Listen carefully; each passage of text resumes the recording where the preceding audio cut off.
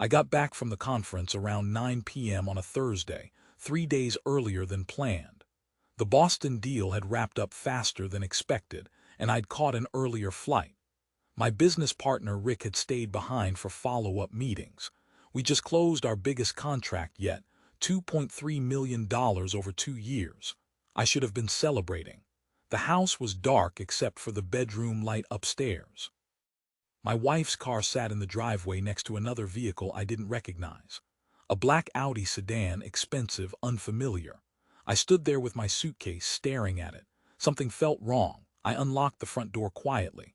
The TV was off, no sounds from downstairs. Then I heard it, laughter from upstairs, my wife's voice, breathy and light in a way I hadn't heard in months, and another voice, male, familiar. I took the stairs slowly, each step deliberate. The bedroom door was cracked open. Light spilled into the hallway. I pushed it wider. My wife was on the bed in lingerie I'd never seen before. Rick sat next to her, shirt unbuttoned, drink in hand. They were so absorbed in each other they didn't notice me for a full 5 seconds. Then my wife looked up. Her face went from relaxed to horrified in an instant. "Oh my God, you're not supposed to be back until Sunday." "Clearly," I said. My voice came out calm, too calm, like I was watching this happen to someone else. Rick stood up fast, nearly spilling his drink. "Man, this isn't what it looks like." I laughed, actually laughed. "Really, that's what you're going with?" My wife grabbed a robe from the chair. "Let me explain." "Explain what exactly?" I set my suitcase down in the doorway. "Explain why my business partner is in my bedroom with my wife while I'm supposed to be in Boston. I'm curious how you'll spin this." Rick buttoned his shirt with shaking hands. "Look, we didn't plan this." "When did it start?" I asked, looking at my wife. "How long?" She tied the robe, wouldn't meet my eyes. "It just happened." "How long?" 3 months, Rick said quietly, "since the Denver trip."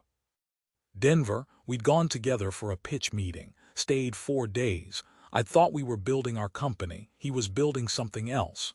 3 months, I repeated. The number sat heavy in my chest. "You've been sleeping with my wife for 3 months, my business partner, the guy I trusted with everything." "I'm sorry," my wife said. Tears started forming. "I didn't mean for this to happen. We just connected." "Connected?" I nodded slowly. "You connected with my business partner in our bed while I was working to build our future. That's what we're calling it." Rick moved toward the door. "I should go." "Yeah, you should." I didn't move from the doorway. "But first, tell me something. The Boston meetings. Did you actually stay for follow-ups, or was that a lie so you could come back here?" His silence was answer enough. "Get out," I said. "Now." He grabbed his jacket and shoes, tried to squeeze past me. I didn't make it easy. "We're done," I told him. "The partnership, the company, everything. I'll buy you out or you buy me out, but we're finished." "Can we talk about this when everyone's calmer?" he tried. "No, get a lawyer, you'll hear from mine." I stepped aside. "And Rick, if I see you near my wife again, calm won't be an option." He left. I heard his footsteps on the stairs, the front door closing, his car starting.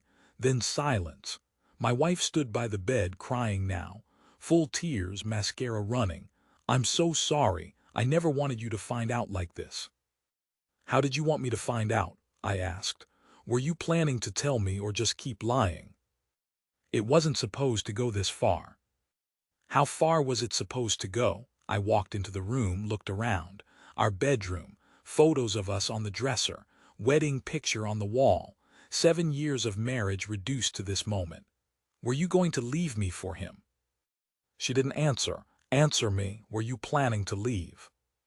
"I don't know, maybe. We talked about it." Something inside me cracked. Not broke, just cracked, like ice on a windshield. "You talked about it. You and Rick discussed leaving me. Discussed blowing up my marriage and my business partnership. How thoughtful." "It's not like that." "Then what's it like? Explain it to me, because I'm really trying to understand how this happened."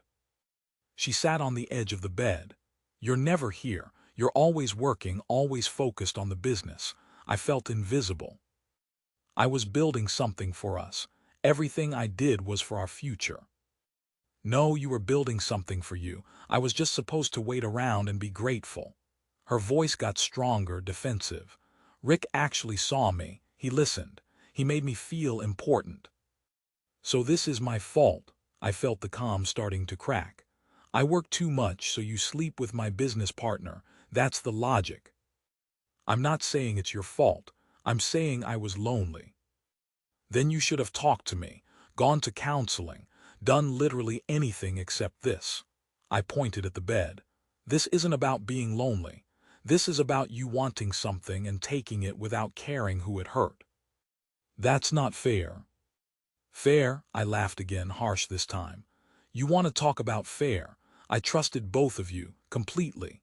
And you both betrayed me in the worst possible way. I still love you, she said quietly. No, you don't. You don't do this to someone you love. I grabbed my suitcase from the doorway. I'm leaving, don't call me, don't text. We'll communicate through lawyers from now on. Where are you going?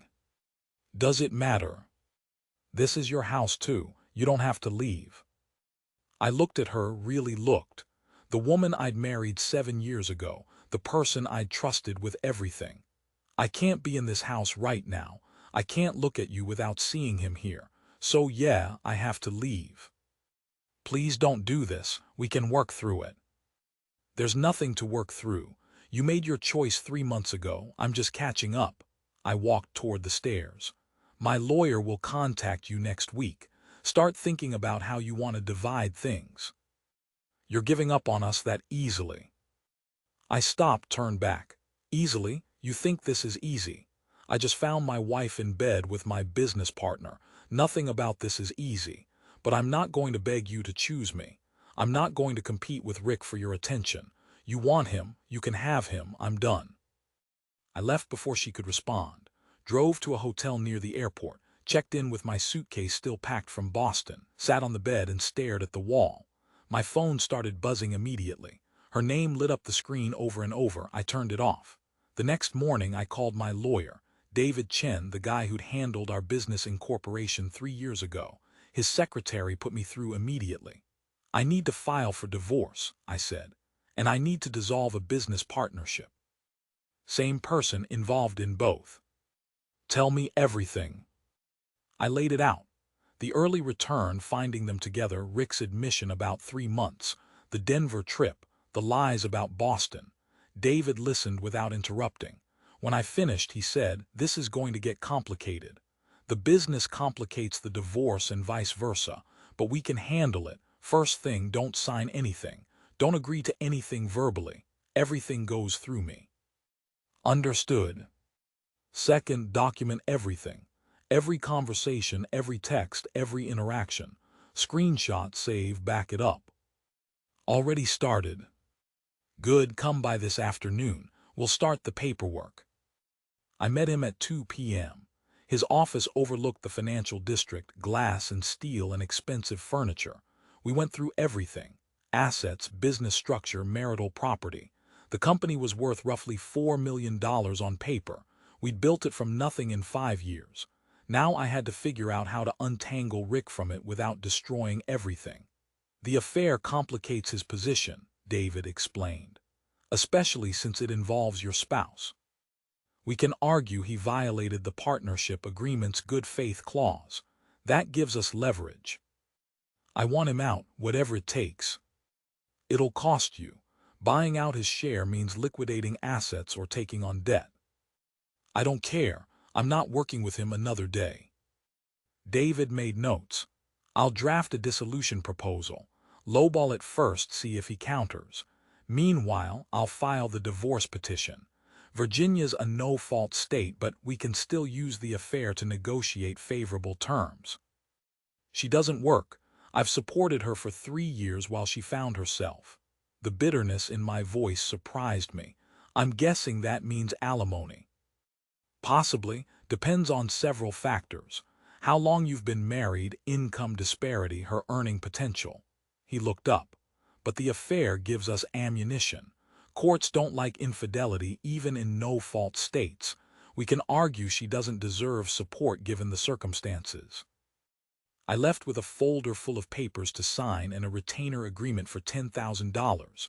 Money I'd saved for a down payment on a bigger house. Now it was going to lawyers. My phone had 47 missed calls when I turned it back on. My wife, Rick, numbers I didn't recognize. One voicemail from my wife's mother. I deleted them all without listening. One text caught my attention, though. From Marcus, my college roommate and still close friend. He lived 2 hours away, but we talked weekly. Heard something crazy. Call me ASAP. I called from the parking lot. What the hell is going on? He answered. Jenny's cousin said your wife is telling people you abandoned her. That's the story she's going with. Is it true? Did something happen? I told him everything. The early return, the bedroom, Rick, all of it. Silence on the other end for a long moment. Holy shit, Marcus finally said. I'm coming down there. You don't have to do that. Yeah, I do. You're not dealing with this alone. Background noise like he was already moving. I'll be there by 8. We're getting dinner and you're telling me everything. He showed up at 7:45. We went to a steakhouse near my hotel. Over ribeyes and whiskey, I went through it again. He listened, asked questions, got angrier as the story went on. Rick's a piece of garbage, he said. I never liked him. You met him once. Once was enough, too smooth. Guys like that always have an angle. He finished his whiskey. What are you going to do about the business? Buy him out. David's drafting a proposal. That's going to cost a fortune. I know, but I can't work with him. Every time I'd see his face, I'd think about walking into that bedroom. Marcus nodded. What about her, your wife? Ex-wife soon. I'm done. No counseling, no second chances. She made her choice. Good, she doesn't deserve another chance. He signaled for another round. You need a place to stay. I've got a spare room. I'm okay at the hotel for now, but thanks. Offer stands anytime. We stayed until closing. It felt good having someone on my side. Someone who wasn't asking me to reconsider or give her another chance, just unconditional support. The divorce petition was filed Monday morning. My wife was served Tuesday afternoon while I was meeting with potential investors about buying out Rick's share. David called me right after. She's not taking it well. Her lawyer already reached out. She wants to talk. No. She's claiming you abandoned her, that you left without discussion. I left after finding her in bed with my business partner. That's not abandonment. I know. I told her lawyer that. Also mentioned we have evidence of a 3-month affair. She backed off the abandonment angle pretty quick. What does she want?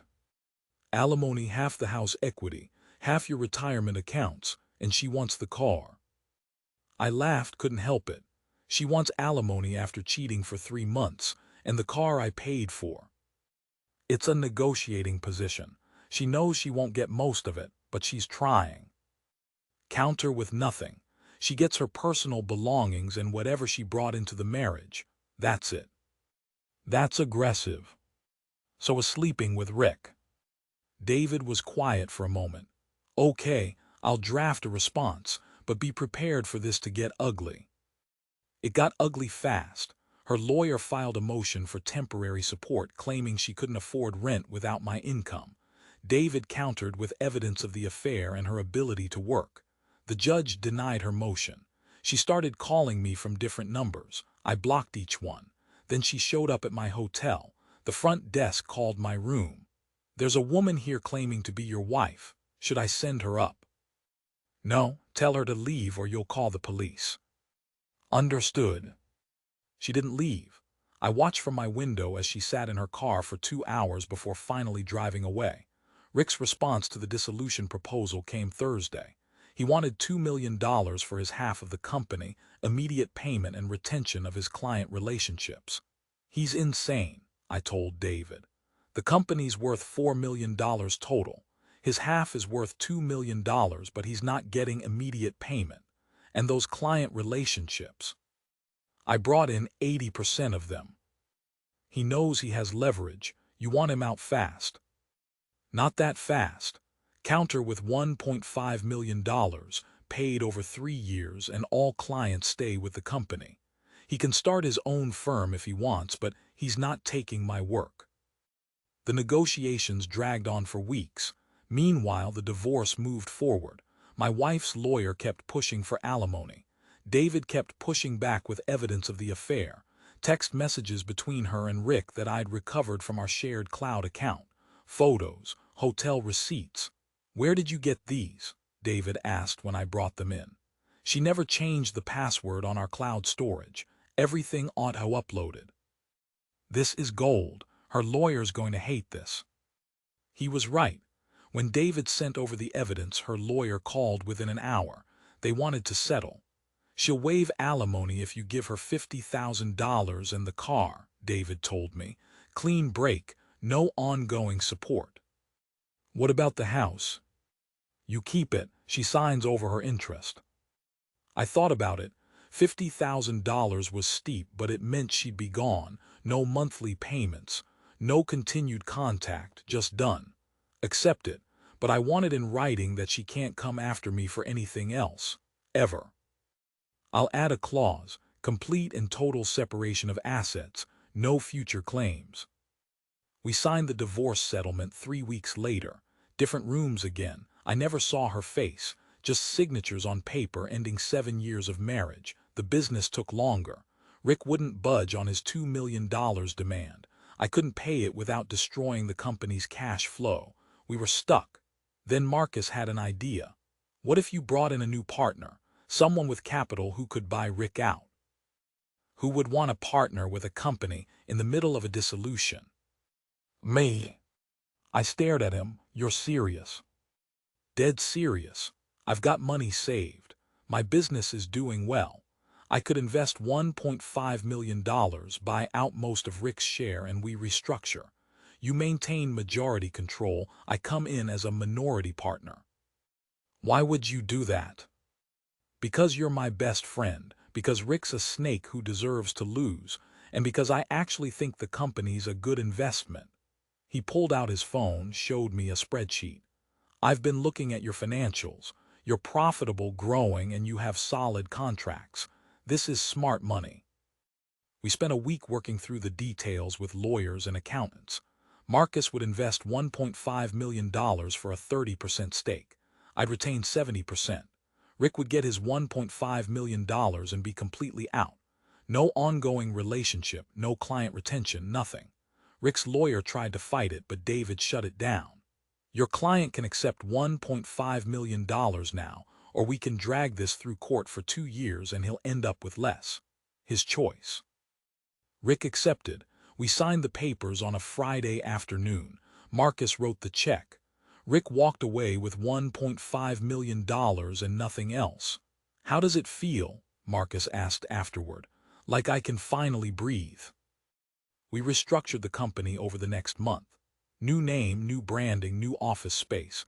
I wanted nothing that reminded me of Rick. Marcus brought fresh ideas and energy. For the first time in months, I felt excited about work again. The divorce was final 6 weeks after we signed the settlement. I got the notification by email. Just like that, 7 years erased. I felt nothing.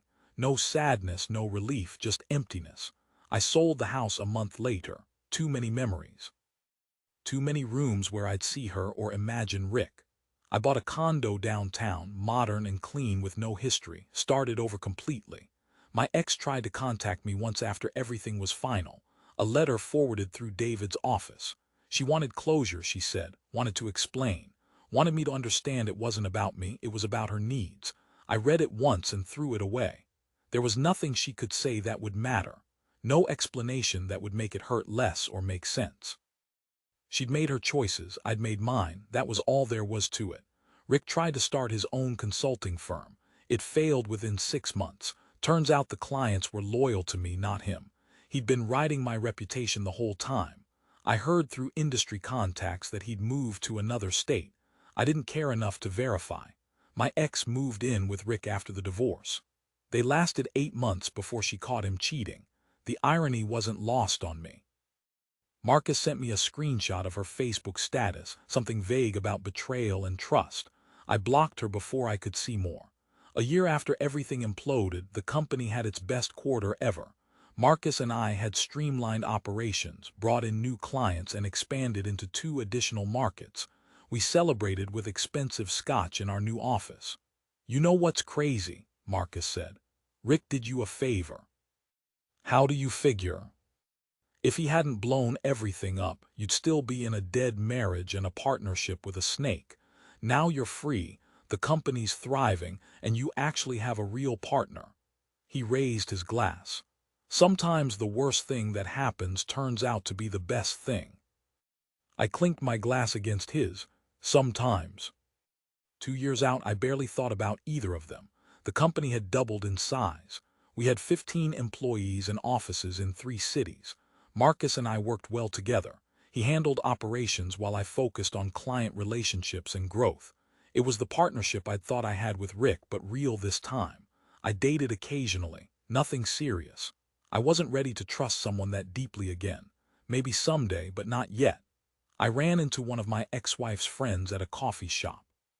Sarah, someone I'd always liked. She looked uncomfortable when she saw me. "Hey," she said, "how are you?"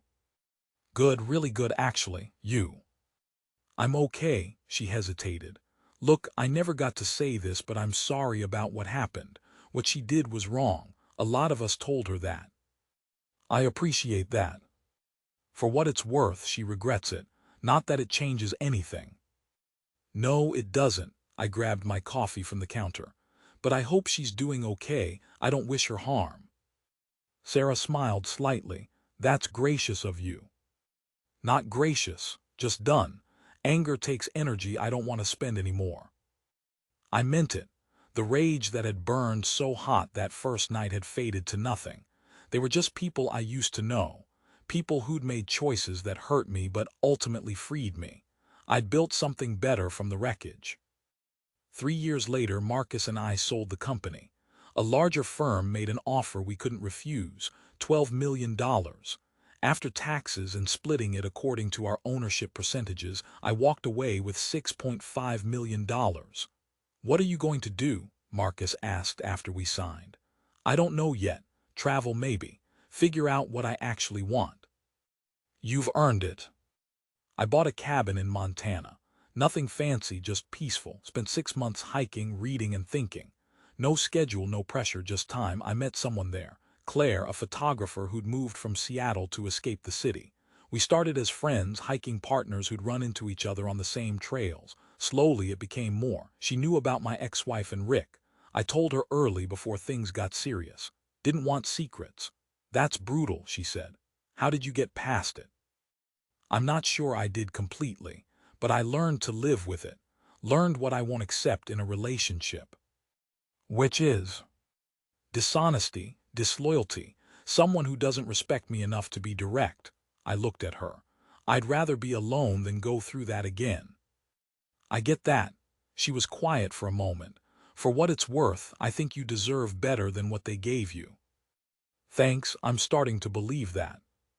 We took it slow. No rush, no pressure. Just 2 people getting to know each other honestly. It felt different, stable, real. 5 years after that Thursday night when I came home early from Boston, I was sitting on my cabin porch with Claire. The sun was setting over the mountains. My phone buzzed with a message from Marcus. "Remember this day 5 years ago. Best worst thing that ever happened to you."